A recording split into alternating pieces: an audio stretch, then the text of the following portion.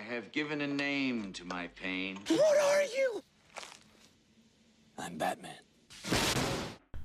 Welcome to Earth 2 Comic Cast, where superheroes exist in comic book talk, movie talk. Comic book movie talk is enormous. Your boy Mo Crosby. I am back today with another retro review, like the Superman retro review we did a couple months ago. I'm doing another one, and this one is inspired by, again, the Justice League, and also inspired by Danny Elfman. And this one is on the Batman, the 1989 movie that stars Michael Keaton. Billy D. Williams as Commissioner Gordon. Trust me, I didn't even remember that. Jack Nicholson as Jack Napier, and the Joker, Kim Basinger as Vicky Vale. Oh my God, Kim Basinger was a hottie in this movie. Anyways, let me stop talking about. In every movie, she's hot. I mean, I ain't seen the last 5 years, but I'd still. Yeah. So, hey, what was the movie she dressed up as a hoe? Oh, LA Confidential. Oh yeah. Actually, my favorite for me is LA Confidential. As you guys can see, I have guests with me on this. They've been on here before. I think Lucas was on here twice, and Anthony's a regular on Mondays and some Thursdays because he's on and off. But anyways, that was some shade. No, it wasn't. Hey, so much shade here. Shade. I said he was dark skinned or a white man. He on there everything. I mean, if Mo probably flipped his hair when he said that one, and some Thursday, I will tell you the truth though. Anthony's usually whenever Anthony's on the podcast, surprisingly, he's the early one out of everyone else, and we have. I'm either super early or super late. Super early, but that's him in life. That is nothing surprising. Ant is the first one to everything. But hey, we meet up 8:00 and be there 6:30. Where everybody at? 8 o'clock. Part of that's drinking. I like to get my drink in, y'all. Y'all be messing around. Yeah. Anyway, so we're talking about this movie. This is going to be a really fun podcast because, like the Superman one was really fun, I think this one is probably going to be more fun because this movie is actually more fun in a way than the Superman movie. Funny thing is, I thought this movie was more of instead of a Batman origin story, it felt more like a Jack Napier Joker origin story. What do you guys think about that? It was heavy on the Joker origin story. I mean, they were kind of intertwined. I kind of feel like it was both their origin, like because they linked it to the growth of the Joker and Batman from the start. You know what I mean? It's one of the first versions to have the Joker actually older than Batman by like 10 years. So, yeah, I mean that's what I thought. What about you, Lucas? I would say about the same thing, even though I still feel it leans way more into the Joker than it does Batman. It really started the trend of Batman movies leaning way more into the villains than they did actually leaning into Batman. Oh, and I think I think that played more of well, it's more understandable that you lean more into the Joker because even at this point, Batman was kind of established on who he was and what you expected of him. Yeah, I mean, I think we see that in Marvel movies now, where it's mostly people complain about there's no good villains, but the Marvel movie centric perspective review is always on the heroes. Batman films, I mean, we got an origin story in this, but basically, Batman films were all the villain story that Batman was, and you might get a love story in there, and then later on with the relationships with partners, but that was pretty much it. Yeah, I think pre-trilogy that's 100% so pre-trilogy. Yes, not counting. I'm talking about these ones, all these ones, all this whole stretch of Batman. But if you want to count the trilogies in it, the Nolan trilogies, they were heavy on the villain side, with the exception of maybe Batman Begins. But they were all heavy on the villain side. Actually, none of them were actually. The Dark Knight. The Dark Knight. The problem is you remember the Joker. But he wasn't. He is not even the focal point of the story in the Dark Knight. If you compare the scenes the Joker has in the Dark Knight versus the scenes in this one, completely different. Like it's really because what you think of is he's the main character that you blow up and you see, but it's still a Batman story. And Batman Begins was a Batman story. You don't know much about Ra's al Ghul. Batman. I said with the exception of Batman Begins because that was. But even Dark Knight. What do you really know about the Joker? Or Bane. Or Bane? Or You Talia. learn nothing about the characters, but you learn a lot more about Bruce and Batman than you do the villains. And I think that was purposely done that way by Nolan for a reason, because of these other movies. That's why he did it. And these trilogies were to build up Batman by piece. You know how like the Daredevil show? Yeah. Like every season he seems to get another piece of the Daredevil mythos. You know what I mean? Yes. So he didn't have the suit at first, and he didn't have the Billy Club, then he's slowly building that thing. This is what the Batman films were. Because we didn't get a fully formed Batman at the end of Batman Begins. Still a rookie Batman. Didn't even show detective skills or like that. You know what I mean? I'm about to say you didn't even really get a fully formed Batman by the end of The Dark Knight. And that's what I'm saying. You didn't get that in because he just got the Dark Knight moniker. He's not really still the urban legend, still kind of against the police. That was the next thing that was going to be on there. I think that if there weren't certain things that I think disrupted the third one, like Heath Ledger's death and things like that, I'd be really interested to know what the overall plan at next. You know what I mean? The next growth. I don't know because you might know this more than me, but I think Heath Ledger's death. I know it affected Nolan, but I didn't going to put a reference into him because he was my friend or something like that. And I wonder how it affected the rest of the stuff. I'm not sure how much it affected the story, just because it was always set up to be three separate villains. The only thing I think changed from one Batman to the next was the villain. Bane wasn't the original villain. If I'm not mistaken, for the Dark Knight Rises, the original. Yeah, he wasn't the original villain. It was who? Riddler was the original villain. Oh, that'd have been so much better. He couldn't get the guy who we wanted to get, probably the Riddler, so he changed it to Bane. That Leo makes more was sense. the one who was going to be signed to play the Riddler. You said Leo? Who was? Leo. Oh, Leo was the one he wanted signed to play the Riddler. So that's like almost full circle, because think about it. If Leo is coming back to play, if Leo is coming back because of Scorsese to play the Joker, that would be awesome. You know, kind of full circle, because he wasn't available to do. I'll say because the weird part is, if he would have played the Riddler, there's no way they would have allowed them to be cast as the Joker. Right. Anyways, back to Batman '89. This was the first time we saw a more serious, a darker tone Batman on a big screen, because up to this point, the only Batman we saw at this point was Adam West, or the only Batman we remember was Adam West. Untrue. No, the darker tone Batman, the Frank Miller style Batman. Well, okay, so go ahead, please educate me. Not. I won't say the Frank Miller tone, but like Batman. People forget Batman's roots started pretty dark.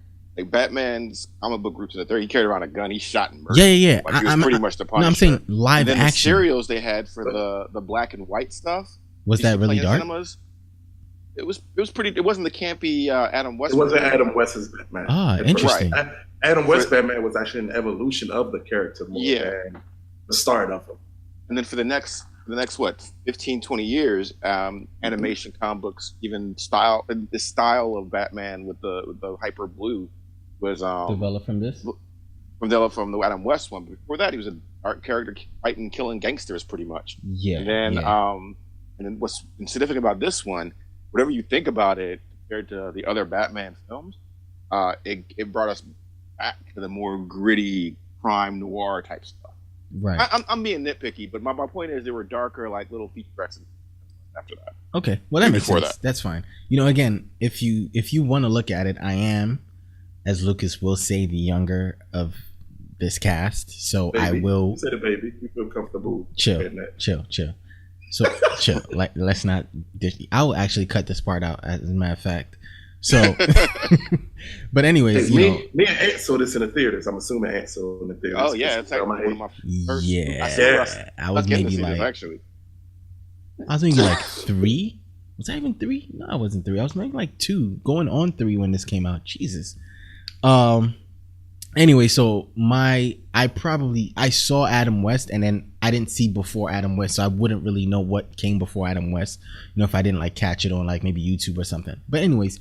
This is my, definitive Batman, and this is like, so Michael Keaton, as Batman, what do you guys think about him? Because I really, really love his portrayal of it, and the way he portrayed Batman, everyone would sit down, and sometimes it still brings the argument today that he is, number one for some people.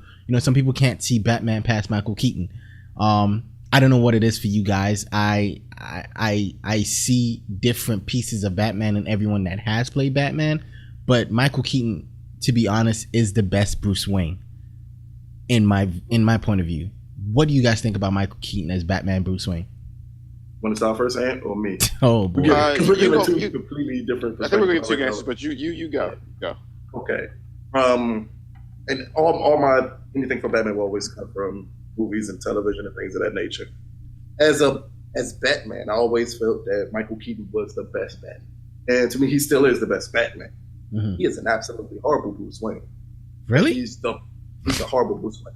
Because he's not, as Bruce Wayne, he's not trying to. I think what might make him bad is he's not trying to fake the playboy side of him. He's actually, that is his, like it usually maybe in the terms of say like a Ben Affleck or maybe Christian Bale, they're both playing Bruce Wayne, but they feel more comfortable as Batman.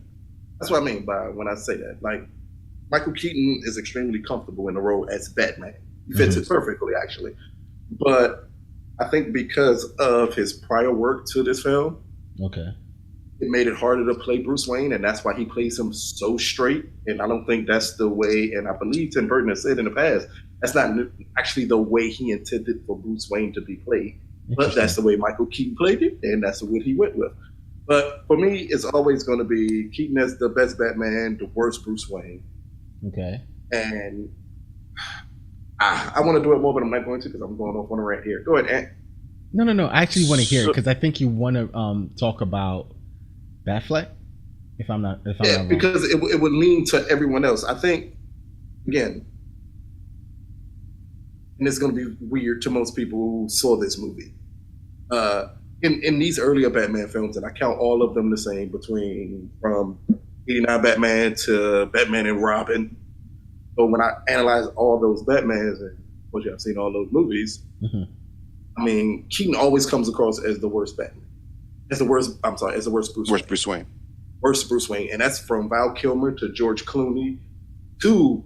Wait a minute. Are you serious? The worst Bruce Wayne compared to George Clooney? I could defend that Clooney thing because Clooney was playing the Adams West Bruce Wayne. That's what Clooney was going for. Yes, he was. And I really loved it. I really did. Yeah. I had no issue with Clooney in that movie. Everyone else was completely the issue. But for Michael Keaton, I think he struggled at times attempting to play that character because Michael Keaton, when he plays loose, it's extremely silly. And because that's not the way he wanted Batman portrayed, because he did not want to link himself to Adam West, it came across as him being stiff when he had to be Bruce Wayne, whenever he was out of the costume. And then overly eccentric when... Yes. Yeah. And that was my issue with him, is that Ben Affleck, right now, again, I never judge Ben Affleck as Batman because I've not seen it enough to fully judge him yet.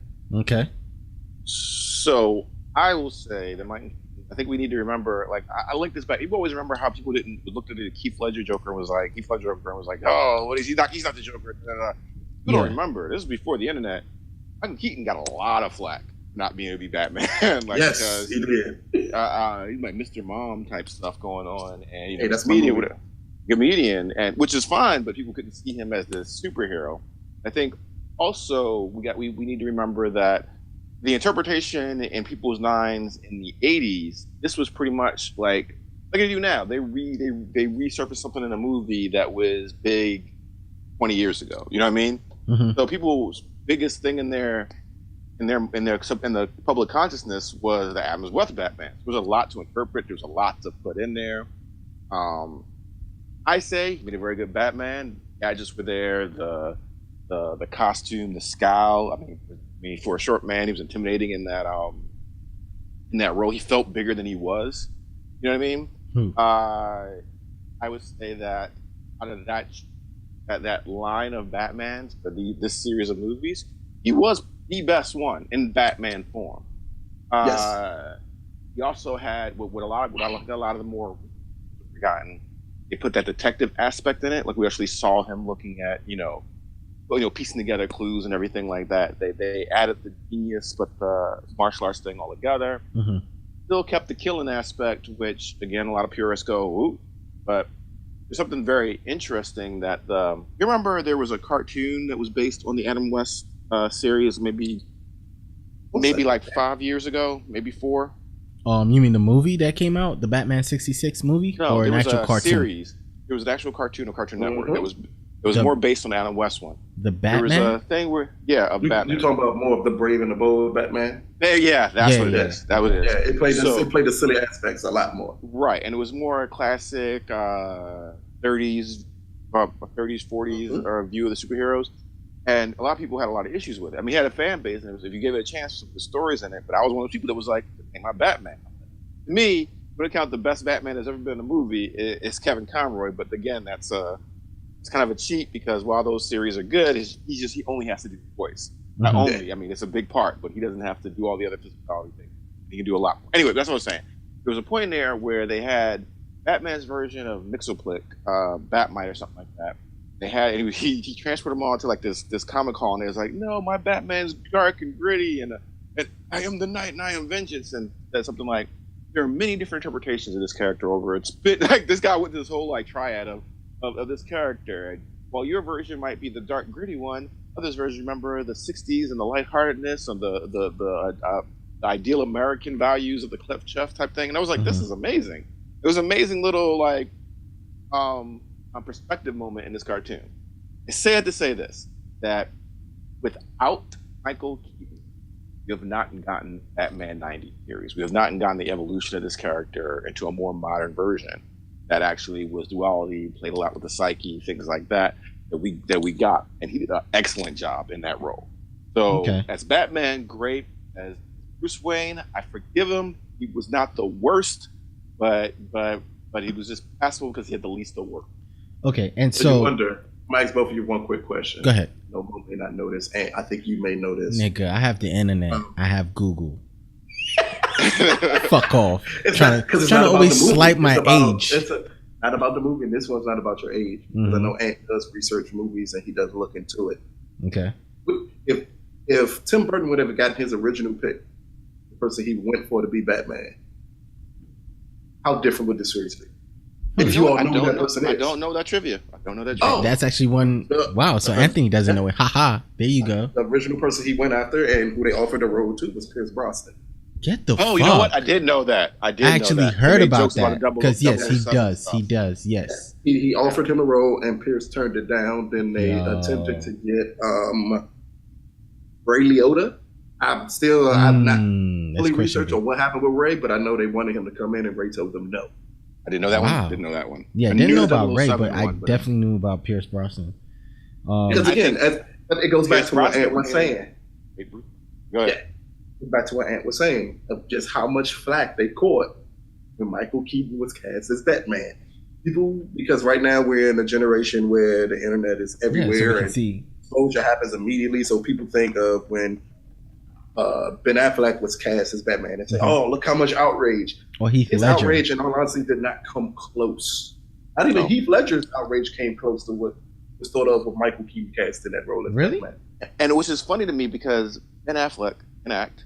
He has the Yes. best. He has the best profile of anybody that wanted to be Batman. Mhm. Yes, he does. And I think for you compared him to Mike Keaton, what I would say is we don't have enough for Ben Affleck with good material. We don't have enough. Batman, that's my Superman, thing. whatever you It's- think it's about the movie, I'm not going to argue trash. that point. Fucking But trash. They Yeah, whatever. fucking trash. yeah, Whatever. I know Mo. I know Mo loves these. He die hard loves Superman. And die hard. He does not curse anything he's in. So I'm not going to get in that fight right now. But what I would say is that Ben Affleck didn't have the best Batman material to work with, and still gave a really good performance. And it's kind of like if you don't like the prequels and you'd be like, you know what, that Ewan McGregor, he sure can act. Exactly. Yes. It's the same way. Because if you say I think- that, because there were other good actors in those prequels, but you're like, you make trash look good. I mean, he Look at did. dialogue. He did make trash look good. No bull. So if they focus more, what I don't like about, but again, this is because my version of Batman is a crime fighting genius, jack of all trades, martial artist. You know what I mean? Yeah. I judge it all by the 90s. okay. But I think Ben Affleck could be the closest to the 90s. They got rid of if they cleaned some things up. Okay. But But that's why I always say have it's that not fair without yet. this. I think Right. that's why I always say it's not fair yet because one, we still haven't seen a Batman movie. Yeah. Yeah. So I think But- with him and Matt Reeves, you're going to, well, Matt Reeves already said, you're going to get Noir. more of the Yeah. film noir, which leads to Batman has to be a detective. Because that's all- what Matt Reeves sees him as. all That the would be modern- super awesome. And I'm not even the biggest Batman fan. I would say all the modern things that we love about Batman character Mhm. that got put into the mainstream, you have to thank this movie for. You know what I mean? Yes. So The Dark Yes. Knight, about Ben Affleck's Batman, the '90s cartoon, which is what I judge most Batman mythos are. I think it was the one that cleaned up the mythos the most and then projected it more. So you need to thank performance. People don't give enough credit. You need to thank the performances that were given in this movie. Yes. Or think the part that Warner Brothers passed on the first Batman script. Oh, do you know Because any details about that one? Oh, Go ahead. First, it was him. I always say his name wrong. I think it's Tom Merkiewicz. I hope I'm saying his name right. If I'm not, please excuse me. He is not He wrote- anti-Semitic. You just can't say the I name. just can't say that. But he wrote the first script that they approved. And he approached, and Warner Brothers took it to a lot of directors. Ivan Reitman was one of their top choices for it. And he wanted to cast Bill Murray as Batman. Jesus And he Christ. wanted to cast Eddie Murphy as Robin. Oh my Because the gosh. initial story was going to be an origin story of Batman and Robin, with the villains being the Joker and somebody called, shucks, I forget the other guy's name. He's not even a villain I've ever heard of. Supposed to use in the comic books, and that was the goal for the first story.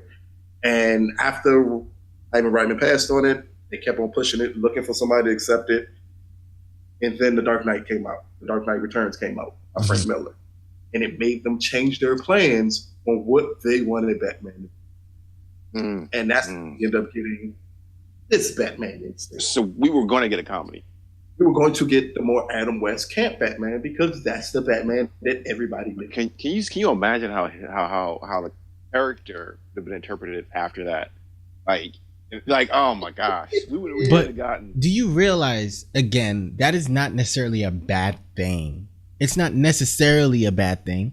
It is just, again, like Lucas said, that is the Batman we knew up to that point. So that, that was a live action Batman we knew up to that point, because Adam West came in and cleaned. No, he said Adam West came in and changed from, I think you had brought up the older I'm Batman. joking. I don't care who get the point.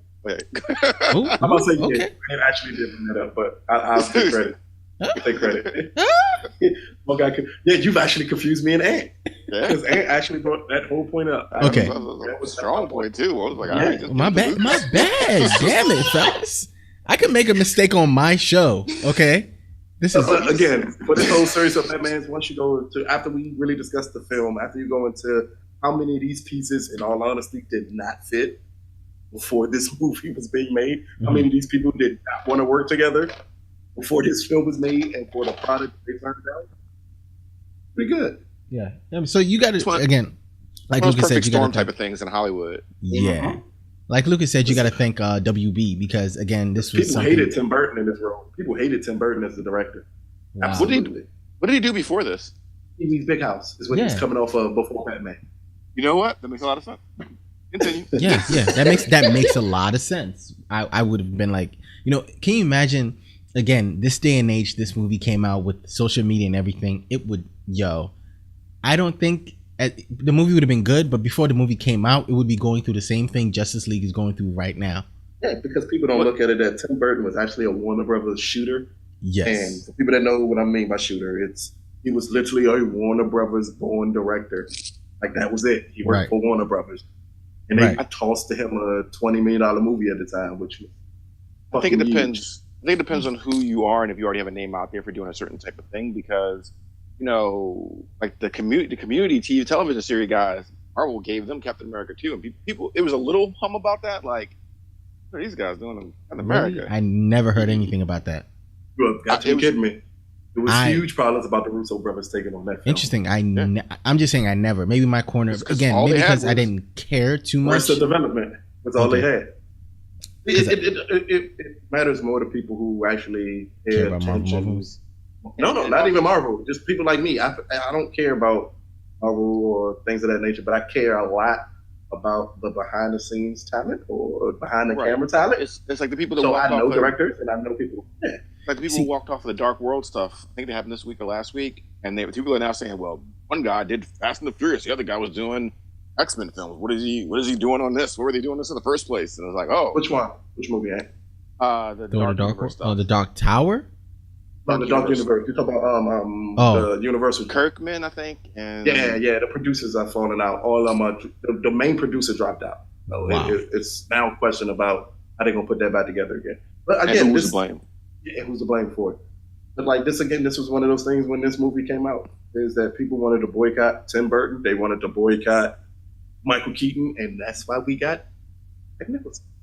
Right. Oh yeah, so they brought in Jack Nicholson. And nice segue, Lucas. Really, that was a fucking great segue.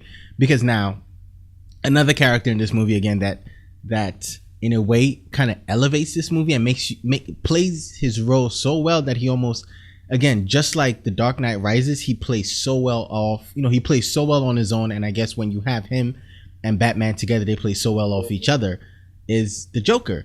But Jack Nicholson, again, as Jack Napier and the Joker, he kind of almost steals the show. And he's also in the conversation of, we have 3 Jokers now. And he's the bigger star. And he was the biggest star, exactly. And he was the worst one. Really?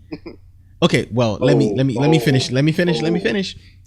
Personally, I think the best on-screen Joker we have, live action, not animated, because if you go animated again, it's easy to say, like Anthony was saying, Mark Hamill will be the antithesis. You know what? I can't say that word. But this is antithesis. And no, I can't say it. Antithesis. Exactly. Mark Hamill will be our, the top of the heap. But for me, it's Jack Nicholson. I mean, I look at what Heath did, and I'm like, okay, this is a different side of the Joker. Jack Nicholson gave me crazy and funny. He put the two together in a way that I was like, okay, I can watch this Joker for years and years to come. What do you guys think? I think Lucas should go first. Yeah, I can steal Lucas's ideas. Go ahead, Lucas.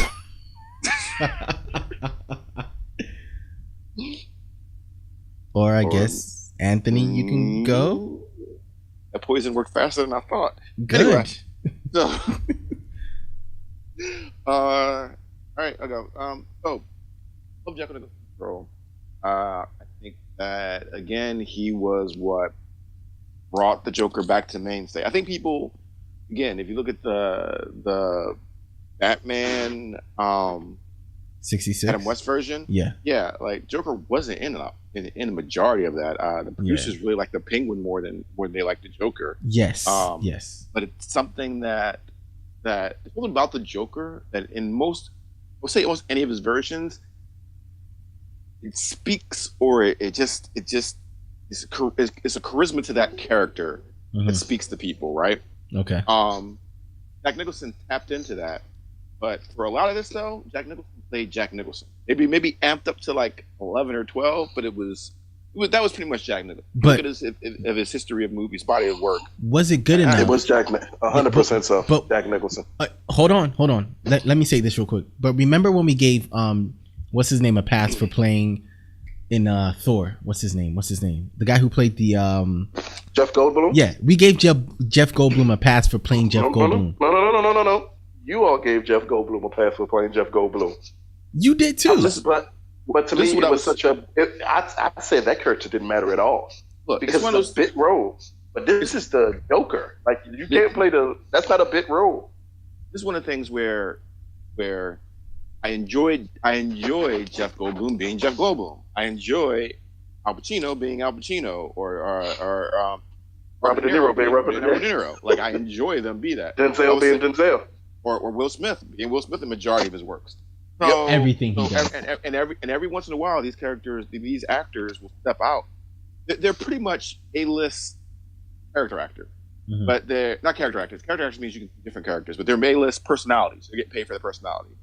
At this point, I'm gonna say that. At this point, every once in a while. At this point in Jack Nicholson's career, he was getting paid to be Jack Nicholson. Right. Because beforehand, he was clearly a character actor. Right. So every once in a while, those type of actors will step out to prove they got some chops, but they're really getting paid because people want, especially not so much now, I don't think, but I think at a certain time in history, you wanted to see Jack Nicholson in this and Will Smith in this and and this. Mm-hmm. So But while I enjoyed it, we also got to give credence that he didn't revolutionize the character. He used the character with Jack Nicholson, and it became kind of synonymous. Can't say any of the words tonight. Anonymous. And You said it right. okay, Yeah, you said it right. And fit really well for the gangster, the old school 40s, 30s, 20s gangster version of the Joker, which really fit that motif, I think.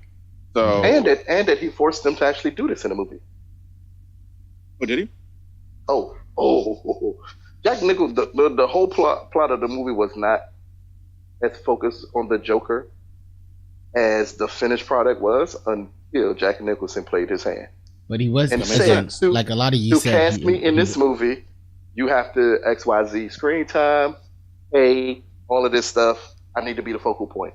Now, what was great about that and what's bad about that is that mistake of almost every other Batman every other villain in the series after this tried to be Jack Nicholson in their character. Yep, Tried to especially refuse Jim it. Carrey.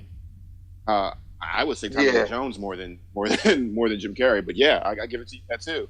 Instead of bringing a different character to that, it was almost like they instantly regretted that they killed him, and then brought him back in every single version, but an off-brand one. Up until the trilogy. Yeah, up until the trilogy. So you got to give credit to how powerful and charismatic Jack Nicholson was. He is as a person, but also in this role. He did this role once, and he was synonymous with this role for till now. I mean, up until Heath Ledger. 2008. Still for me, he's still like. I would still put him up there against Heath Ledger on a good day. I don't know. I think it's just because I'll tell you why. He's just actually because, after the '66 version for me. No. George Romero, whatever his name is, but yes, that's a Walking Dead guy. No, not George. George Romero is the guy who directed the Living Dead series. Oh, okay. Yeah, it's Romero something. Yeah, we know who you. Is it Cesar Romero? Cesar Romero. It is a Romero. Shave his mustache. Yeah. That was a Latin man. He's like, I'll play this character. Oh, he's the second best Joker behind Ledger to me. Me too. I won't put. I'm sorry. I just can't. Cesar Romero again has that super comedic timing as the Joker. He's funny. He's energetic. He played the Joker as, say, a Mark Hamill would play the Joker. But I will say this. I think the reason Mark Hamill works so well as the Joker is because he was able to bring crazy and he was able to bring comedy into the Joker. Cesar Romero gives you the comedy. I think Jack Nicholson kind of brings both to the table. See, I didn't feel him as he played a gangster as the Joker. It didn't embody the craziness that I would expect from the Joker. Interesting. If that makes sense. No, I understand. It was a gangster playing a Joker. It was like somebody from Goodfellas playing a Joker. Like, he wasn't random. He wasn't chaotic. Yes. He wasn't. If you look at what Heath Ledger did, and one, it could be because Heath, I believe, for the story on Heath alone, the way he focused that character off of Clockwork Orange and Sid Vicious, more than he focused it off of anything else. And that led to the chaotic, funny parts of Heath. Like, Heath Ledger is hilarious at parts in that movie as a Joker, and then absolutely terrifying. That part where he laughs at the guy hanging upside down. Mm-hmm. But why would you dress like him? Why would you dress like him? And then that look at me. Like, that part right there solidified everything that I wanted the Joker to be. Because it went from funny ha-ha to you're about to die and I'm going to enjoy this. And he did the voices so well. And he punctuation and timing. And then you had to look at me. And so exactly. And so you felt it in everything. And I think, and I'm not knocking Jack Nicholson, because again, Jack Nicholson, we wouldn't have got that Mark Hamill. Yes, not at all. We wouldn't have got that. We wouldn't have gotten. You wouldn't have got Batman movies. I would say that you would not have gotten a sequel to this movie without Jack Nicholson. Mm-hmm. So again, this is one of those perfect storms that come together. Especially when you tell me that Eddie Murphy and no disrespect to Eddie Murphy, no disrespect to Bill Murray. That's one of those things where who's the biggest stars right now? Oh yeah, let's get these two, make a movie. Oh, what is it? Batman. Oh great. You know what I mean? It's one of those things exactly. where, That's what it's kind of thing that I love the Green Hornet character from the 19 show, the one season that was on there. But I feel like it was one of those things where Seth Rogen, I got power in Hollywood. I like the Green. I'm be the Green Hornet. I got power in Hollywood. I'm gonna put together this preacher that's gonna sound like everything I would do if I was writing this show. And it's like, all right, you kind of took over the character yourself into it instead of how can we best represent this character? Who's a star that would amplify this character? Who's a star that would bring out the characteristics of this character? So, whatever we can say about Jack Nicholson, and again, Mo, I get that this is your Batman. This is the thing that you go to, and this is your mythos. Yes. So I get that. I can't knock that. Mm-hmm. I would just say for me, the Batman that I was first introduced would probably be the Super Friends version, Scooby Doo version, and then the '66 reruns that would come on. It's like, oh crap. Okay, man, the '66 original Batman movie. Yeah, yes, there is a '66 original Batman movie. I ate that stuff. The Bat Tootsie. You know how I used to do the Bat Tootsie as a kid? Nigga. Yeah. Or they used to show them on the afternoon, and Batmans were usually cliffhangers. Like Batmans were exactly same bat time, same bat channel. Yeah, man. Or when you saw the Batgirl cartoon go across the end of, it's like, oh, it's a Batgirl episode in this one. Yep. So to have that, and then be like, oh, this is the '80s, the gritty going to the '90s type of thing. This is our Batman right here, and then be that elevated even further to, again, and I say this a lot. I know you don't always agree with it, though, but like the '90s Batman, that's the '90s animated series. That I don't want to say clean it up. I say that it focused everything.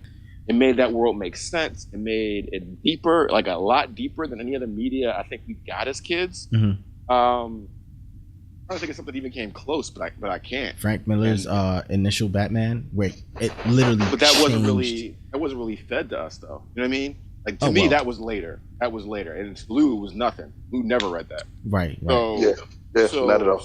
So as a kid, to have that '90s Batman go in there and have hookers and drug dealers and psychological issues and all this other stuff, and a lot of and again, I've said this like 3 times now, so I'm gonna stop saying it. But the genesis of all that, which I love about Batman, would not have been possible for my development years without this movie. This is very true. This is very true.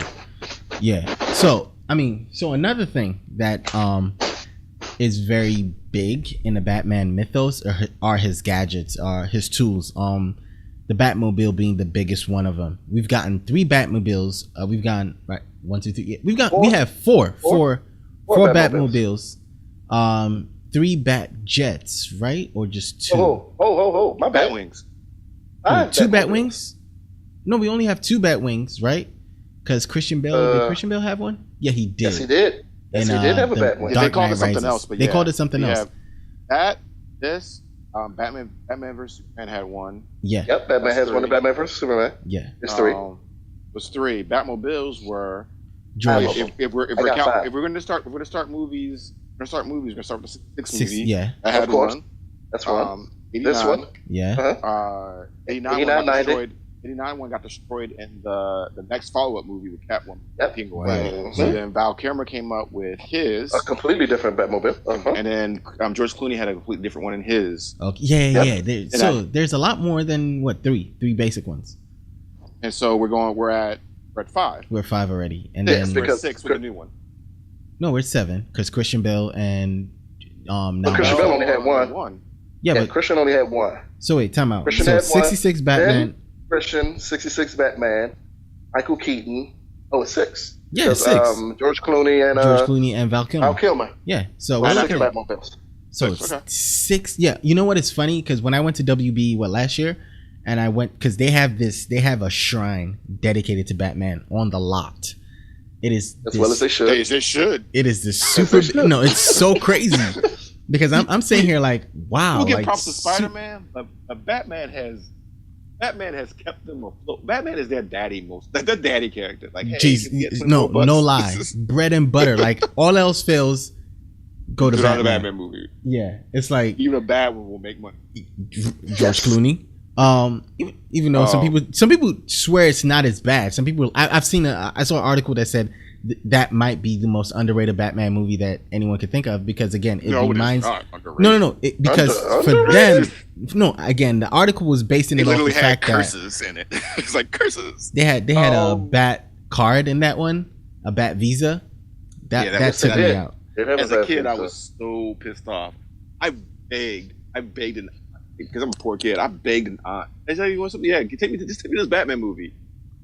Oh man, I felt bad. Oh man, I caught the bus to City Place to go see this movie. No. I was not happy. But the article based it off the fact that they are fans of the 66 Batman, so that it is more gave campy. them. Yes, so that gave them. And this is their yes, Batman. That's just like you have said. The '89 one is more like mine. That George Clooney one to them, because it gave, instead of being super dark like all the Batmans that came before it, it was very campy. It felt like something they had watched before, and it felt like something they were more comfortable with. But that was the first two. They weren't that dark after that. Like the Val Kilmer was pretty light. Yeah, Val Kilmer was pretty light, and then Chicks Dig the Car type of thing. Yeah. There was no real personality difference between Batman and Bruce Wayne. I think by the time of that one, was that Batman and Robin with Mr. Freeze and all that? Yes, that was because Batman Forever was Val Kilmer, and Batman and Robin. Jesus. All right, so but that time again, we had the '90s cartoons. So as kids, we had a different expectation of what Batman, Mr. Freeze, Poison Ivy, Bane especially. Like Bane was different. And also, I didn't know who Bane was until I saw this movie, and I thought, if you saw Bane in the cartoons, you'd be more pissed than you are about that movie. You need to remember who Arnold was at this time, and the Arnold, biggest movie star in the world. Yeah, so he took that over. I remember he painted his private jet and a symbol of the Batman and Robin. And again, the movie. This was not a George Clooney movie. It was not a George Clooney movie. This was a Arnold Schwarzenegger movie. You notice how he didn't die in the end, and he kind of became a hero at the end. Yeah. It's Arnold Schwarzenegger movie. So you took complex characters that again never really worked outside that '90s show, put them in this movie, and you're like, oh my gosh. And you got people who didn't understand what these characters were. I do remember Vanessa Williams. Who was in this movie? Black was in Booty Call. Vivica. Was it Vivica Fox? She was in it for a scene. Anyway, that's my trivia. Okay. I got enough to say after this. All right. Like I was saying, the Bat tools we're talking about. You know, we have 6 Batmobiles, but I want to kind of limit it to to 3. I want to take. I don't know if I can. I cannot. What's your favorite one? Huh? Favorite Batmobile. What's your favorite Batmobile? Yeah. What is your favorite? Mine, honestly, is Batman v Superman's Ben Affleck Batmobile, because I got to actually see it on the lot in WB, and it looks super sick. It looks so good in person. It's not as all of them in person, or at least a replica. Yes, I think the only one I haven't seen in person, I would say, would be BVS, the new one. Oh my god! I haven't seen it in person. You're right. It's not as muscular. It's not as muscular as Christian Bale's one. Go ahead. Yeah. You were saying? I said Ant would already know what's my favorite Batmobile. I would hope he would. So obvious. Ant, which one do you think it is? You should already know. He's already put you on the spot, so you should know. Like, right now. What's your favorite Batmobile? I'm gonna go with it. I can only go with mine. '89. Wow. I mean, that one was cool. Again, it was the coolest. Actually, there is 7 because 6. Was it 6 or 7? We settled at 6 because 66 is the first one we mentioned, right? It was 6. Okay, so it's 6. I think Lou would have more fun with the tumbler. I can see Lou. So much more fun. So much more fun, Joe. You know me so well. It's the closest Batman. It's the closest vehicle of Batman is to being a villain. Yeah, that's why I love that. Don't care about it goes over 2 lanes. Don't care that it turns into a motorcycle. Dog. It crushed other parked cars for no reason. None whatsoever. I mean, that's pretty. To me, the '89 one though was smooth. It was slick. You ain't really seen that naked. It made the jet engine actually look like it worked. Like it was like a big turbine going through it. Like right. It was a cool looking. You know what I mean? It had that old school, but like that. And let's be honest, '90s late '80s cars are ugly. I mean, they're ugly as sin. Every single one of them, except for like the big body ones. Yeah, like ugly as sin. Like, so for this car to come out in a movie that just got, oh my gosh, loved it. You sound so close. You want to say this shit right here, Nick? Yeah, right here, right, right. Is it by far the most functional? Does it make any sense? It probably can't turn for crap. Like, I don't care. It's absolutely horrible in every aspect of that. Every aspect, but it looks so pretty. I mean, time out. Didn't he have to use the harpoon to turn that joint at one point in the every day, just to make a right hand turn? Bruh, that was funny as fuck. And even if you play the Arkham games, the car handles like crap. Compared to the tumbler, compared to everything else, handles like crap. Hey, the tumbler is the most practical one. Oh, the tumbler is the best functionality. No. The tumbler is the closest one to Frank Miller's Batman tank truck that we got. The tumbler is not practical at all. I don't give a fuck what you say. That shit is not. It is 100% practical. That is. What the hell are you it is not about? practical on civilian streets. If you take that to the rooftops. You know, a car should do what you do, but better, because that's your transportation. That man goes through rooftops. So oh my god. No. Okay. So when you guys, if you guys ever get a chance to look at the newer one, again, it's not as muscular as the tumbler. It is very skinny, but then you know. No, I've seen it. It's oh my cute. god, it looks. It's not cute, bro. It's not classy, and it's not the tumbler. I mean, it doesn't turn into a motorcycle, so you're and the bat pod. Exactly. With engines and both wheels? Bruh, I'm not gonna lie. That was the sickest part of the tumbler, but in essence, I would take Ben Affleck's BVS one. The sickest part of the tumbler is when he climbed a roof in it and destroyed a parking garage. Are you crazy? You can't beat that. You know, I would walk out, and I would look at my car the next day when I do park on the street, be like, God damn, Batman, I can't be mad. That tumbler's sweet. You can't even be mad. Honestly, you can't be mad. You know if they ever made that car available to sale to civilians, you would be the first to get it. I don't care what I would have to do to get that car, and I would drive it. You have to live it for a year, Lucas. You might live in the car, exactly. Hey, I can live anywhere because I can go through walls in a tumbler. Perfect, right? Fine, bro. Right, for the kind of crime that Batman dealing with. Tumbler. I mean, the '89 one did have like bulletproof though. When he got out the car and then he covered the whole like that was like sick. tag or freeze or something like that. I was slick. Look, but this is what I will say.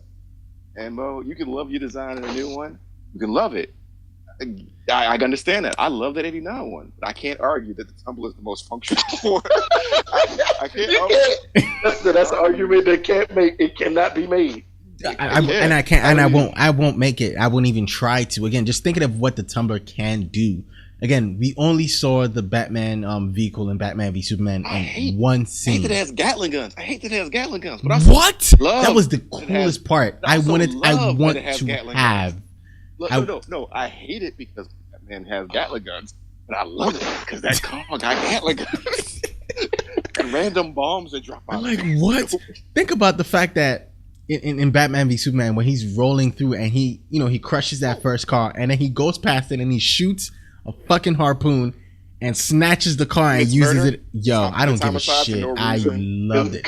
Commits the most unnecessary murder. What are you talking about? At that point, Batman's the villain. At that point, Batman's the villain. But you just said the tumbler is the closest car we have to see. No. You missed what he's saying. Okay. At that point, yeah, he's Batman's the villain. He commits cold-blooded, unnecessary homicide. And while he's hijacking someone else's legal property. So, because at that point, that car is disabled. That car is no threat to him. It's not coming after him. It cannot hinder him anywhere. He used it as a weapon. Grappled that car. That would be the equivalent if Batman was walking the streets, knocked out a villain, tied a rope around him, and smoked him at other people. Yo. No. And then it was like, after it was over, after he tied him up, after he was captured, put his mouth on the curb and curb stomped him. That's what that was.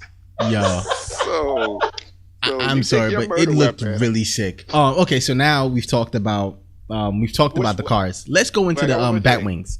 So No, we have. okay, I'm sorry. go ahead. What were you gonna say? no, you're gonna go through. I was gonna say, but with the suits, but go ahead. Oh yeah, we're gonna go through it. The Batwings. So shoot. I think in the 89 has the best Batwing. that's where I'm going to. I have to go there because it actually is a Batwing. Like I don't care what anyone what? says. And then I think the But best. again, Go ahead. not Christian the Bale, most of course. functional one. Not the most functional. Christian Bale had the most functional Batwing. Oh that man, bat pod, or whatever it was. whatever they that was- called it, it was was just. It looked. And I was It looked you like could, a. you could actually build that. You could actually build. I was like, Yes. that might work. Yes. I don't know if the And 89 actually fly. it is perfect for Urban. city urban rampaging because it can fit through buildings so easily. Like the other ones are way too wide. He said fit Actually through buildings. fit. I can't even fucking take it. Oh, he said fit Can't through argue. buildings. But you know what the like- 89 got me? We flew up over the and the moon. That shot, Made that the was best. yes. Yeah, he made the bat signal. I was like, okay, fan service and just really cool. So I the mean, 89 let's- one, I feel sad let's because overlook that one shot killed it, but let's overlook that. But I feel sad because Ben Affleck did step on his Batwing to jump, into the building. That was kind of a cool shot, but again, it's really, it doesn't compare to any of the other it's Batwings. also unnecessary because once It that was man a starts using murdering machine. and you have no problems murdering people. It had Gatling guns on it. What are you Gatling talking guns on about? So Everything. you literally just want to kill people with your bare hands at this point. Oh. Is this the problem? Once you give Batman Gatling guns on his weapons and he has no problem just murdering people, Right. you're working way too hard. Right. All right, so Anthony brought it up, the suits. Christian Bale went through 2 suits. Ben Affleck has And got the most functional one so far. no, Yes. seriously. In terms of functionality, Christian Bale does have everything he No, has. actually, most functional was Adam West. Huh? Oh yeah, because it was all spandex. Oh, spandex. It was pure D Weston. That's no. Yes, citizens. I mean, This is what's his pure name? Adam. Michael Keaton couldn't turn his head in his one, and he's come out and said it a Nope. couple times. He could not turn his head, and You it can see it in looked. the movie. Whenever Batman turns around, he looks so uncomfortable. Whole Yes. body. Yes, he'd have to turn it. So, and it looked. And You are again, not a Christian ninja. Bale's first suit was an homage to that very one, very bulky, very rubbery. It not only played homage, but it was supposed to evolve as Batman evolved. Yes. So as he which got made to a sense. point where he needed a different suit, he He was said, "Hey, first thing he went, Lucius Fox, hey, I need a new suit. I need to be able You to know turn what? my head. You know what? You're right though, Lucas. Christian Bale had the most functional suit because I would say Adam West had the most flexible or movement in this suit. yes, But Christian Bale had more protection. He had that cool memory foam cape thingy. Yeah. Mhm. Would you say he more had the protection gadget. because he could get attacked by knives? Because what Lucius said to him is, it is bulletproof. Bulletproof. It lets you move a lot better. But if Adam someone West had a had knife, He said because he moved the plates, he was more vulnerable to knives. yes. But he had more separated them. vulnerable doesn't mean they're gonna actually work. I mean, Just means they'd have to come up to you and it's a stab better you. chance. And in the But- first one he had, they said the masks were extra brittle for some reason. They dropped that plot point, and I never saw what they were going for. Yes, Ordered that. when they were showing it and he was breaking them. Yes. Yeah, and I was like, I Yep. wonder where this is going. Because I was like, we're going to get one of those arbitrary scenes where his mask, just destroys Correct. so you can see the actor's face. Yeah. And they never went with that. And I was like, oh, okay. Which was cool. It was a Sweet. good thing they dropped it. Me too. But I was like, Mhm. oh, sorry. No, I'm saying it was just a very good thing they dropped it. Ooh, one thing we forgot to mention when talking about Jack Nicholson was the fact that they went with his character as Joe Chill, the person who killed Bruce Wayne's parents. I can see why you like it, but I have No, I didn't say I like it. I'm just saying we forgot to talk about that because that is a plot point that they, in this movie, they I think Lucas was saying is they had to make Jack Nicholson this. They had to just, hey, look, we're Focal making point you of the this. film. Yeah, the So focal that's point. why I don't ever pay attention to that because that actually goes into Jack Nicholson is the focus of the film. Yes, that Yeah. actually makes it. It changes again the story, the actual canon, and it, it props Jack Nicholson up to to be the. They paid them star. what $6 or $8 million to do this movie Jesus Christ! in 1990. And Yeah. I'm sorry, in 1988. 1988. So if you do that to what they pay now, I mean, the equivalent to $40 million or Jesus. 50 to play the Joker. Yeah, like it's almost a. And he milked it for decades after. Yeah. Yes. Which I ain't mad at him. So yeah, like back to the suits. We're saying, Christian Bale has the most functional one because if you're looking at Ben Affleck did get stabbed in his suit. Let's just say it like this, in all honesty, because it helps out so much. Christian Bale is the most practical and functional Batman. True. Yeah. Everything that Christopher Nolan gave him as Batman made sense for the urban environment. Everything humanly possible they gave him made sense for him. And he also tried to base it in some, at least I felt, he tried to base it in some real world physics or armor he did. or things like that. That was 100% important to him. And I liked how they showed how, because in other versions of superhero stuff, they just automatically have this high-tech suit. And you kind of saw how they kind of cobbled this one together. Like, this suit's for flunking, and this is for that. Even though, honestly, the minute this guy shows up in anything, some military developer should be like, hey, didn't Wayne Enterprise demonstrate that tank Seriously. at some point? Seriously. Hey, remember though, his guy did say that. He said, "What's next? You're gonna build?" Oh yeah, the guy who was kind of like about to snitch on. Well, he said government officials should have been like, because they've showed these weapons, like they've shown that. Yeah, they showed a Tumblr to somebody. Yeah, so somebody should have been like, hey, Wayne developed this for us, and they should put 2 and 2 together, and it would have been easy. Or maybe it was the government. They was like, I ain't get paid enough to expose Batman. It's movies. There you go. It's how you Keep in mind, it's not like Batman is saving the world. He's saving Gotham. They're like, oh, that's their problem. Yeah, right. They paying their taxes? He paying his taxes? I was about to say that's all local news. True.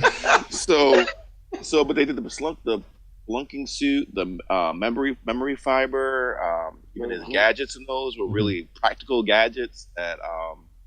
The one he was beating up the criminals with at the beginning of the Dark Knight. When he put the little extra protection on his head, can't open the. Oh my God! He was a murderer too. Yeah, Christian Bale was Christian Bale was a murderer. Christian Bale was the least murderous of the Batman so far. Yeah, because Adam West. Michael Keaton blew up a whole factory with bad guys in it. No. In the Michael Batmobile. Keaton was murdering people. He was murdering people left and right in that movie. He put a grenade in some clown's pants. Bruh. And then light it when he blew up. Smiled. Sadistically smiled. Yeah. So, but Christian Bale technically went out of his way not to kill. Like, he didn't go on his way to kill. I'm trying to think about it. Yeah, but he did some. What he did do was he beat the shit out of people. But he really kill them. Oh, that he was beat the shit out of people. You would walk with a limp for the rest of your life. No. Exactly. How about Ben Affleck beat the shit out of you and maybe killed you at the same time? Like no, people's face through floors. Ben Affleck broke someone's neck while fighting him in that movie. He found interesting ways to kill people as Batman. And even I would say this is that at least in the Michael Keaton version, they were actively trying to kill him and people. Batman just ran to people, killed them. Like there was no. He used his Gatling gun to shoot people and then break into their residence. And then murdered him, Joe. All right, so an important part of. Wait, 1 second. So right. you had those people that did that, but one of the things that I think that Michael Keaton and Christian Bale tried to show though was also the skill and intelligence. Well, for not Michael Keaton. Christian Bale showed was Batman was so good he could take out a whole SWAT team without killing them. He could take out people. He was so skilled, and so precise in his timing.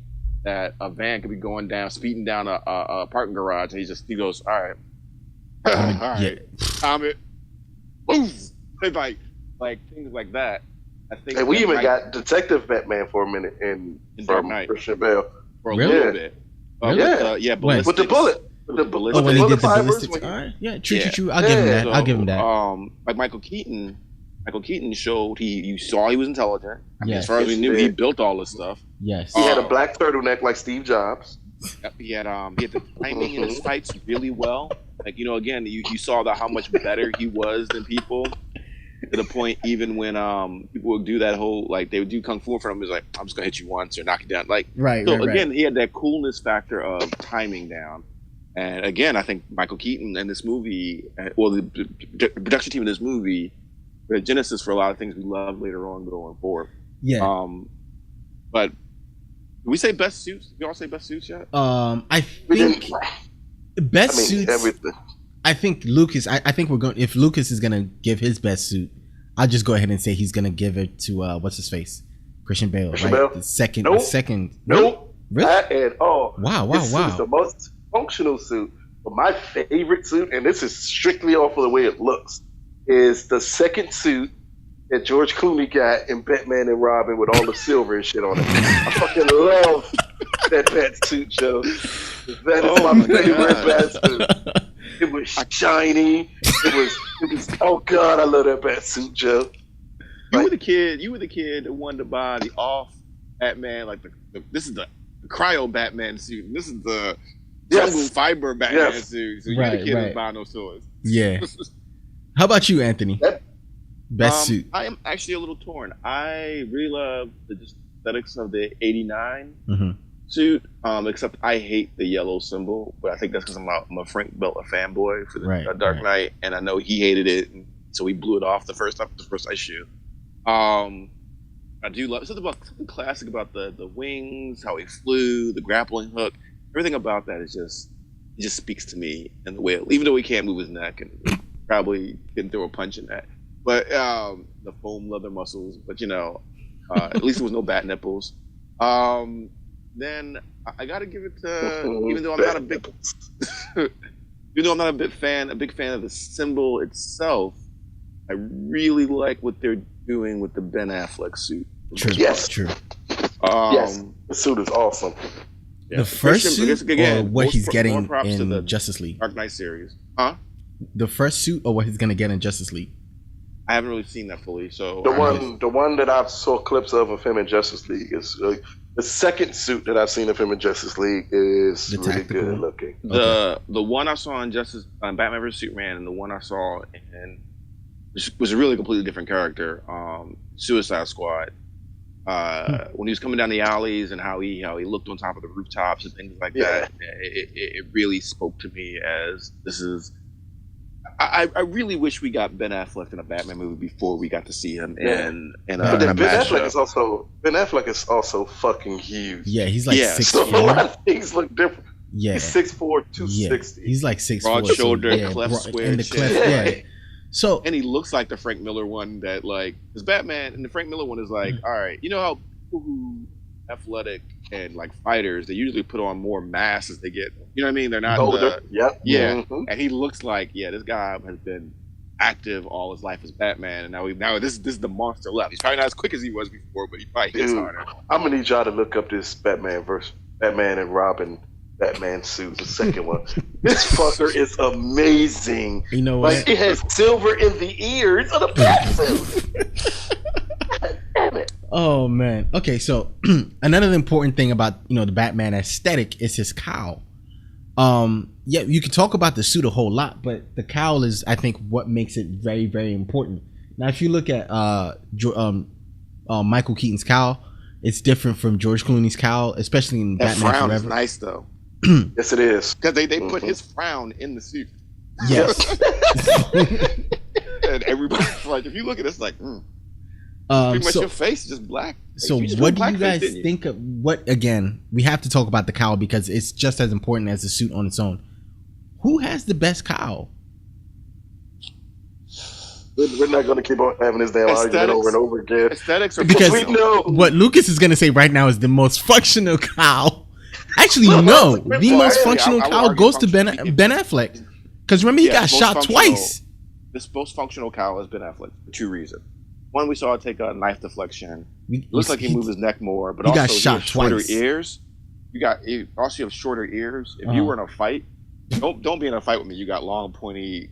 No. But remember though, not the first suit, but the second suit in the Dark Knight, the ears are shorter.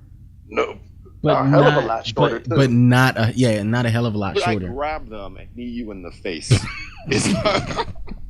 Could I lead your head around? And, that would be my thinking.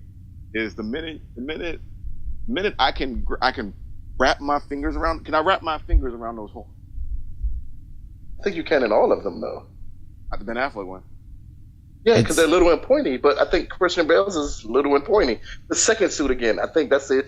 The second cowl, I wish y'all can see it if you look it up. The second one, they're really small. They're not like huge like they were in Batman Begins or the beginning of The Dark Knight. Now again, I will say aesthetically, I love the bigger horns because it has a bigger profile. Those shots where they have him, they did this great in Dark Knight series. They have him on rooftops for no reason and tops towels or whatever. Like it's like you climbed all of there for what? Because it looked cool, didn't you? You see somebody take a camera selfie. It's cool. It's cool. But they have the bigger aesthetic with the longer capes. Again, you don't want a long cape in a fight either. But I wouldn't mess with Batman. Wait a minute. So you're not gonna mess with his cape, but you're gonna mess with his ears. Well, I would say this again is that Christian Bale, I think, was one of the first. I think maybe Ben Affleck did it in his fight in Batman vs Superman. Actually, used his cape as a weapon, which was the only thing that actually makes sense with a cape. If you have a weighted cape, then you can what I mean. Like he saved Martha. I think Ben Affleck. Why did you say her name? Here we go. Why did you say her name? But again, aesthetically, I love the long ears, but functionality is different. Yeah, and also Ben Affleck's cowl gave him a different voice. So all in the cowl, I'm just gonna go Ben Affleck.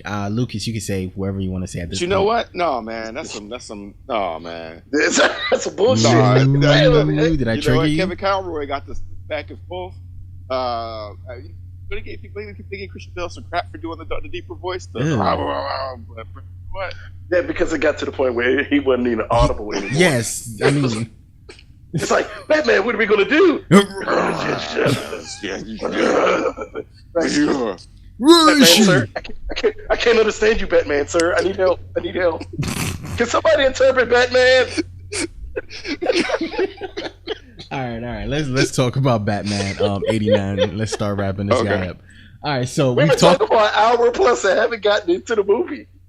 We kind of have. I mean, how else are you supposed to review this movie? You probably need to switch this to the first part to the end of the right. I might as well do that. But anyways, okay. Let's kind of get back to the movie. So the ridiculousness of this movie is what I think kind of also makes it good. It kind of keeps a level with the it kind of keeps a level with the campiness because the Joker is like super campy but also kind of scary. It kind of keeps a level with the campiness and gives you kind of sort of like a serious movie at the background because Batman in all of this movie is serious. The Joker is the only one who's being playful in this and being campy. But again, it balances well. I think that's one of the better things I liked in this movie. It kind of gave me like, oh, okay, well, if you've watched 66 or, Adam West, you kind of get the camp. And, if you wanted the serious Frank Miller Batman, you get that also here. What do you guys think about that? The way it was able to balance both camp to a certain extent and, seriousness.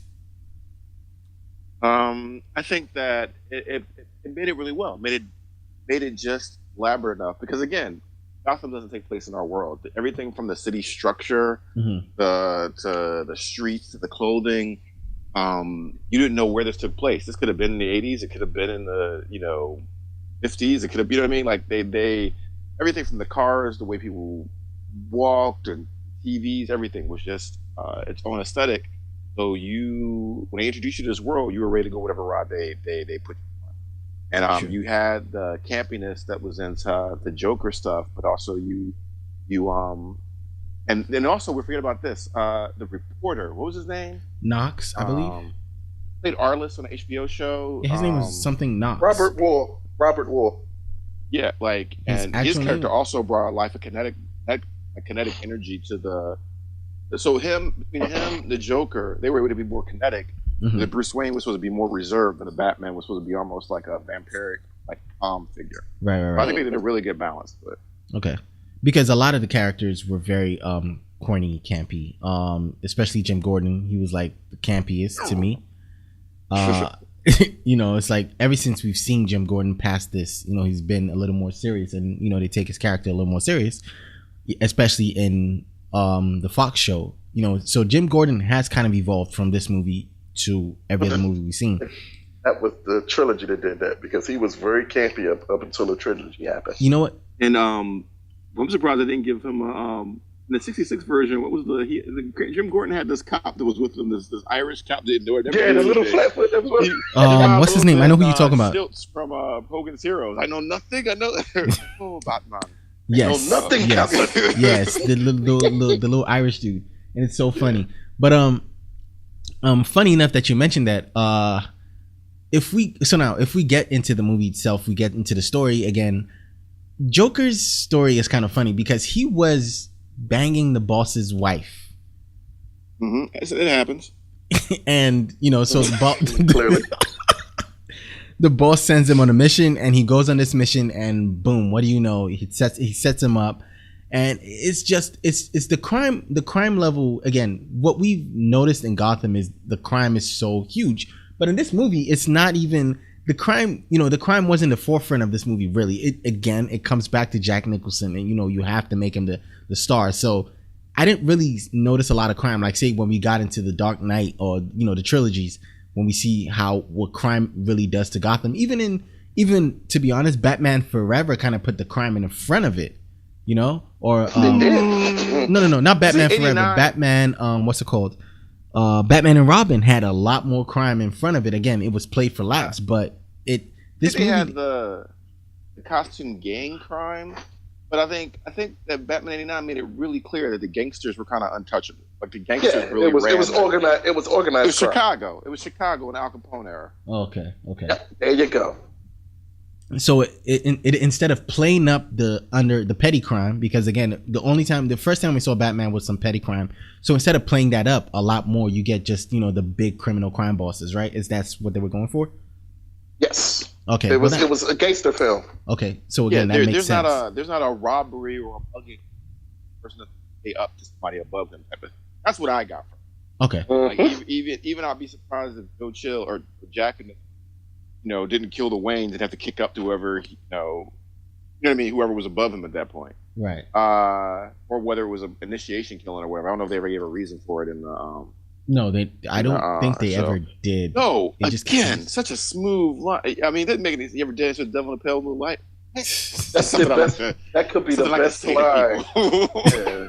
That's one of the people for That's one of the best lines that I've ever heard in a movie.